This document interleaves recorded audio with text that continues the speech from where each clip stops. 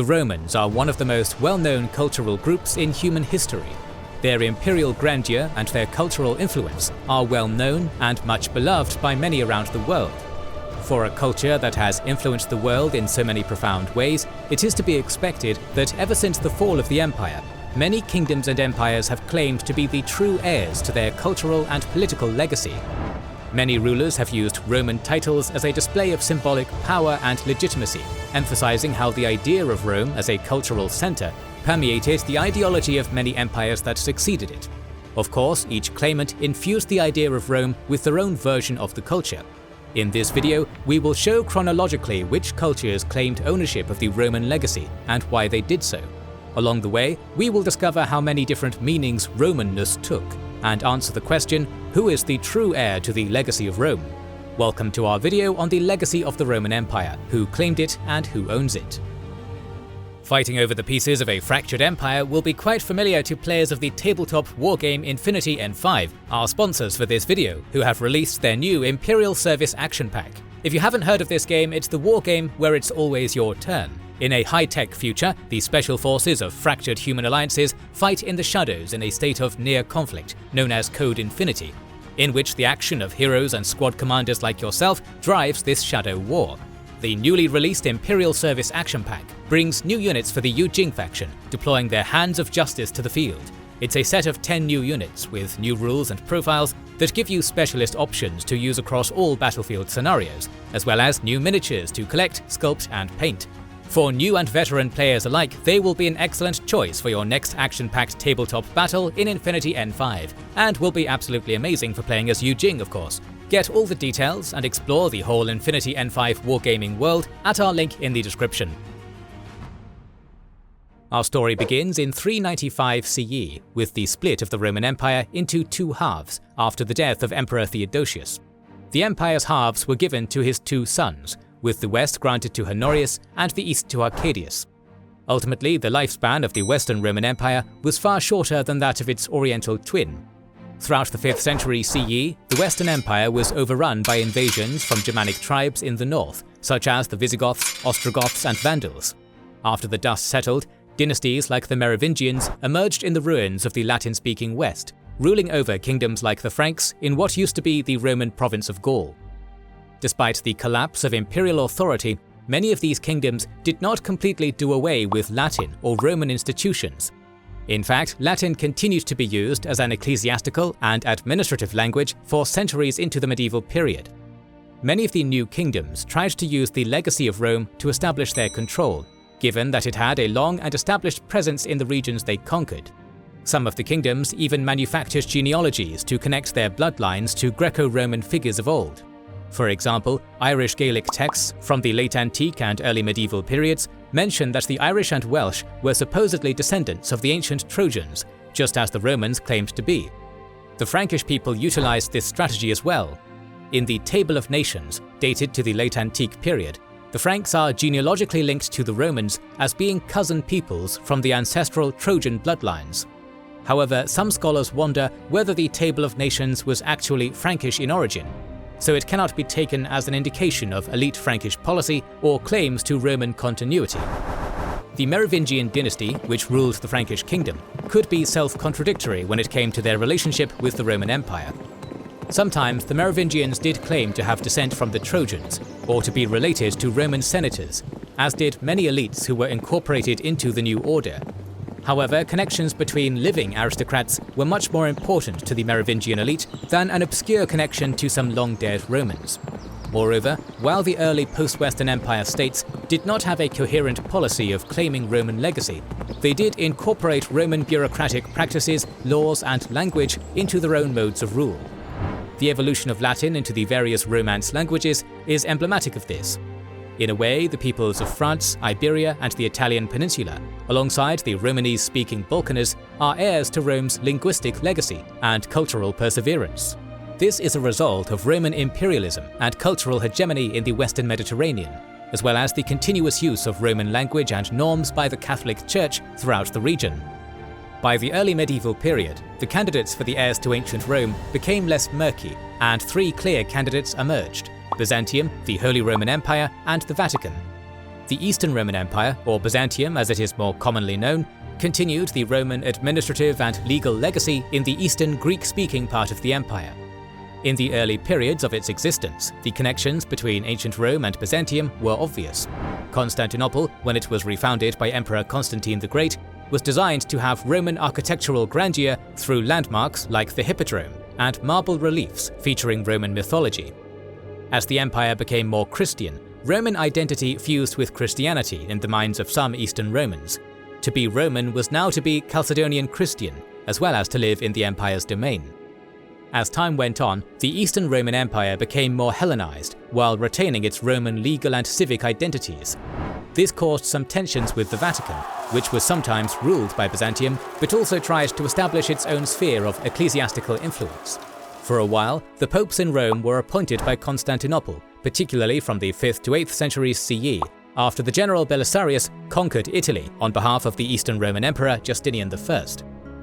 However, this ended in 762 CE due to the iconoclasm controversy, when the Roman Pope denied attempts by Byzantine Emperor Leo III to curtail the use of imagery on church grounds. As the rift between the papacy and their suzerains in Constantinople grew wider, two new ideas came to the fore within the walls of St. Peter's Basilica. One was the idea of papal primacy, the notion that the Pope was superior to all other church patriarchs and thus free from imperial control. The other was to turn northward, where the empire of a Frank called Charlemagne was on the rise. On Christmas 800 CE, the papacy recognized Charlemagne as Holy Roman Emperor, to the rage and dismay of the Byzantines. Thus, this trio of heirs to the Roman legacy arose. The Holy Roman Empire used its divine sanction from the Pope, in his role within Catholicism as the top priest of Christ, to claim the legacy of Rome, alongside the use of Latin and Western church institutions for parts of its governance.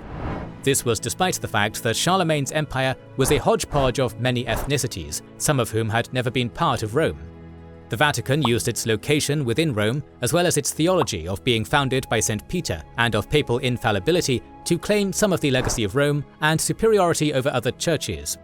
Byzantium used its dynastic and legal continuity to do the same, despite having drifted from Rome's Latin-speaking roots and becoming predominantly Greek in tongue and administration.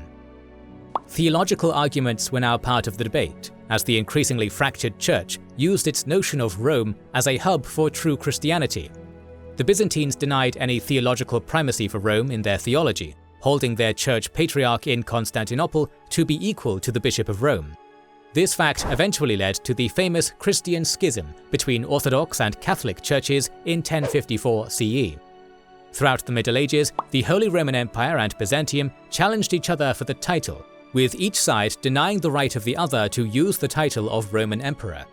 This was because ownership of the title allowed one to claim universal prestige amongst all of Christendom, and thus there could only be one Roman Emperor, the so-called problem of two emperors. The debate would continue for centuries and cause diplomatic spats at various times throughout medieval history.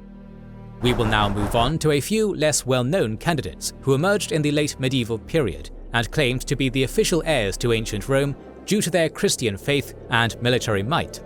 Two unlikely candidates appear in the form of Serbia and Bulgaria, two empires of the Balkans, which challenged Byzantium for Balkan primacy between the 9th to 12th centuries CE. Bulgaria was the most successful at this. During the 10th century CE, its ruler, Simeon the Great, conquered large swaths of the Balkans. This giant of Bulgarian history took the title of Tsar, a Slavic translation of Caesar, as a direct challenge to Byzantium's claim to Roman succession. In doing so, Simeon of Bulgaria claimed primacy over the Orthodox Christian world, including the holy city of New Rome, i.e. Constantinople and its domains. It is for this reason that Simeon also sponsored the production of high culture, much like any Byzantine emperor would, like the creation of the Cyrillic alphabet in the Preslav Literary School. 2 centuries later, the more ephemeral Empire of Serbia was under the equally titanic Stefan Dušan. Stefan conquered large areas in Greece and Albania and took on the title Tsar of the Greeks, Serbians, Albanians and Bulgarians. Only 2 Serbian emperors took on this title, as the empire soon crumbled in the early 1400s. However, it was based on the same premise as the Bulgarian claim. Serbia was now the premier Orthodox power in the Balkans, and therefore had usurped Byzantium as the official heir to the Roman Empire. This was a claim not to the First Rome in, well, Rome, but to the Second Orthodox Christian Rome in Constantinople. Indeed, after Byzantium expended significant resources into converting and acculturating the early South Slavic tribes in the early Middle Ages, it was inevitable that a strong Slavonic state would at some point challenge the Byzantines for the title of this very notion of Orthodox Christian Romanness that the Eastern Romans themselves had inspired in them. A shake-up to the roster of claimants to the Roman legacy occurred in 1204, when Constantinople was sacked and conquered by the Catholic Latins of the Fourth Crusade. After seizing the capital of the Eastern Roman Empire, the Crusaders produced a document known as the Partitio Terrarum Imperii Romaniae. In this document, they split many of the territories of Byzantium amongst themselves and tried to feudalize them in the Western manner. However, the document does not explicitly state the end of the Byzantine Empire, as many Crusaders considered Byzantium an heir to Rome. To abolish Rome was almost sacrilegious, so despite the fact that Byzantium had clearly been conquered and abolished by the Crusaders, the facade of a continuous empire was maintained, alongside some Byzantine nobles who had collaborated with the Latin invaders. However, many other Byzantine elites fled and went to regions like Epirus, Trebizond, Nicaea and Morea. These four regions became successor states to the Byzantine Empire, and Nicaea even managed to retake Constantinople in 1261 CE. These small empires associated their Roman identity with their Orthodox Greek-speaking culture, in opposition to the Catholic Latins who had laid their capital low. They continued to do so for centuries until their capture by the Ottomans. We can thus see that by this period, Rome meant many different things to different people, with a Catholic notion influencing the Latins and an Orthodox notion the Slavs and Byzantines. As the medieval era drew to a close, the wheel of time turned and new claimants to the legacy of Rome arose. After the restoration of the Byzantine empires in 1261, its emperors continued to claim that they were the true Romanii, or Romans, albeit in an even more Hellenized cultural form than before. Other post-Latinite Byzantine states, like the despotates of Trebizond and Epirus, did so as well. As these empires were slowly conquered by the Ottomans, many of the noble families began to migrate west to Italy and Iberia. The end of the Byzantine Empire came on May 29, 1453, and with it died the major Hellenized claimant to the Roman legacy. In a surprising twist of fate, the despotates of Trebizond and Epirus actually held on for longer, and both continued to be the final heirs to Rome until their conquest in 1461 and 1479 respectively. This gave rise to a major paradox, that of pretenders to the Byzantine throne. Many people in the 15th to 16th century CE claimed descent from dynasties like the Komnenii and Palaeologi, who had ruled Byzantium for centuries before its fall to the Ottomans. These alleged descendants of Byzantine royalty fought against the Ottomans alongside other states like Skanderbeg's Albania. Many tried to rally Catholic Christendom against the Ottoman Empire to wage wars against them. There are too many examples to list here, but some nobles allegedly sold the Byzantine emperor title to Savoy or Iberia. This means that some claim that the Spanish Habsburg dynasty is the true heir to Rome today. In Italy, where many Byzantine nobles ended up, a different notion of succession to Rome emerged. Many Italian republics, such as Florence, were experiencing the Renaissance, a cultural period where classical knowledge was rediscovered and valued over medieval knowledge. Here, many Italians began to see themselves as heirs to Rome, due to their love of Greco-Roman culture. This was aided by Byzantine intellectuals who spread classical knowledge in Italy, though sometimes there were tensions between preconceptions of Greeks as Oriental weirdos and of the love of the classical Greco-Roman world amongst the Italians. Romanness and Greekness were now cultural terms, thanks to both education and lineage in Renaissance Italy, and many intellectual debates on the matter ensued amongst post-Byzantine Greek and Italian intellectuals. These notions impacted nationalism in both cultural realms. The eventual rise of Italian identity was based on the very real linguistic continuation of Roman linguistic forms in the Italian peninsula. In contrast, the merging of classical Greek and Byzantine Roman identities gave rise to the modern Greek identity. It is no coincidence that, throughout the 19th and 20th centuries, modern Italian nationalists used the Roman Empire to justify Italian colonialism in Libya, or that Greek nationalists in the same era wished to retake Istanbul and revive Byzantine imperial rule in Asia Minor.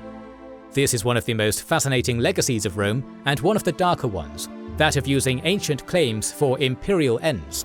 it also speaks to the idea of Rome's culture as influencing modern European nations, something which was seen centuries later in the imperial regalia and titles of Napoleonic France or the Kaisers of Germany and Austria-Hungary. As the early modern period dawned, new claimants to the legacy of Rome appeared. These two other claimants are more well-known and more idiosyncratic. One is the Ottoman Empire, which conquered the lands of Eastern Rome. The early Ottoman state utilized its disparate population of Christians, Jews, and Muslims to expand its influence and rule in Anatolia. Thus, they took upon themselves some Byzantine Roman administrative structures, albeit in tandem with Persianate, Turkic, and Islamic governance as well. With the conquest of Constantinople in 1453, sultans like Mehmed II began to co-opt the Orthodox Patriarch there to justify their rule.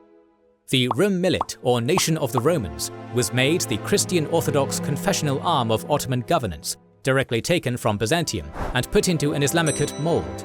Many Orthodox patriarchs were also happy to welcome the Ottomans, seeing Muslim rule as preferable to the rule of the Catholics, with whom they had centuries of bitter rivalry. Ottoman emperors even claimed a mythical descent for their founder Osman I from the emperor Ioannis Komnenos. The marriage to Christian princesses from the Balkan dynasties, as well as the fact that many Ottoman sultans carried the title of Kaiser-i Rum, meaning Caesar of Rome, are an indication that the Ottomans considered themselves the successors to Eastern Rome, something which was even mentioned in Portuguese sources of the time. The Ottomans were thus a fascinating mixture of Byzantine, Persian, Islamic, and Turkic imperial legacies. In the Cold North, the major Orthodox power of the Tsardom, and later the Empire of all Russias, became another claimant to the Roman legacy. The Russians had been converted to Orthodox Christianity during the era of their medieval Kievan Rus ancestors, who, being the world's biggest Bizaboos, saw Byzantium as a second Rome superior to the first, due to its orthodoxy and Hellenic learning. The Byzantine failure to sustain the faith and their ultimate conquest at Islamic hands was seen by some elites as proof of their moral decline. Thus, in the 1500s, scholars like Bakalmos of Pskov put forward the idea of Moscow as the Third Rome, a superior Orthodox superpower, and of Kiev as the Second Jerusalem. This notion claimed that through orthodoxy, Moscow was the true heir to the Romans, as the heir to the Byzantine legacy. This claim was similar to how earlier Slavic nations, like the Bulgarians and Serbs, had claimed Roman legacy in the Middle Ages. However, not all Russians were quick to embrace the legacy of Eastern Rome. More Western-leaning Russian elites saw their empire's conservative backwardness as stemming from this Byzantine influence, seeing Eastern Oriental influence as backward and Western European influence as a sign of progress. However, Byzantine imagery, such as the double-headed eagle, was prominently featured in Imperial Russian symbolism. This, alongside Moscow's propensity to declare itself the protector of Orthodox Christian populations in the Ottoman Empire, such as the Armenians and Greeks, are examples of Russia's assertion of the Byzantine legacy. So, who is the true heir of the Roman Empire? The truth is that there is no simple answer. The Catholic West preserved the empire's Latin legacy through the Holy Roman Empire and Italy. In the East, imperial institutions persisted under Byzantium and were later incorporated into Ottoman bureaucracy. In the North, Russia took on Byzantine elements, while Austria-Hungary claimed the royal title. Claiming Roman legacy has always been political by nature, and there is really no one claimant that can have a monopoly over the successorship of that ancient pan-Mediterranean empire. This was perhaps Rome's greatest achievement, that it influenced so many other cultures, for better or for worse, into taking some of their legal, cultural, and political elements. Perhaps people think too much about the Roman Empire, in particular who should own its legacy today. More important for historians is what Rome was, and how it influenced other cultures through the centuries and up to the modern day. In that sense, anyone who thinks about Rome or any of the claimants to its legacy critically is the one who would best break bread with Marcus Aurelius. More videos like this are on the way. To make sure you don't miss that, please consider liking, commenting, subscribing, and sharing. It helps immensely. Our videos would not be possible without our kind patrons and YouTube channel members, whose ranks you can join via the links in the description to know our schedule, get early access to our videos, access our private Discord, and much more. This is the Kings and Generals channel, and we will catch you on the next one.